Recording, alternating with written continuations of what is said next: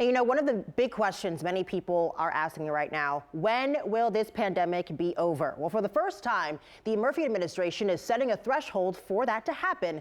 But the dean of Rutgers School of Public Health is calling it unrealistic. News 12's Alex Zidane has that story. The 1918 flu took 4 years to get under control. Okay. We're 2 years into this, almost. I think it's going to take a while more. When will COVID-19 become less of an emergency and more of a seasonal occurrence like the flu? It's a bigger question as to what is acceptable as far as death and illness. Across the country and in New Jersey, public health officials, elected leaders, and the public at large have to grapple with where to place the benchmark.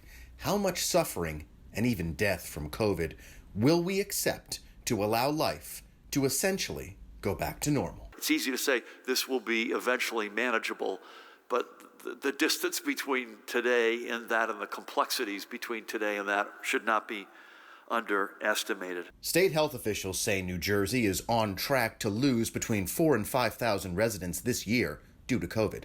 During each flu season, about 1,000 state residents die from that disease. At Monday's COVID briefing, for the first time, a senior member of the Murphy administration, with the governor at his side, set a benchmark for the end of the COVID emergency in New Jersey. And those 1,000 deaths a year that we get in a bad flu season, they shouldn't be 1,000. They should be lower than 1,000, and COVID should be lower than that as well. I think he's being hopeful. I think he's being a good public health leader and wanting to get to 1,000 deaths a year.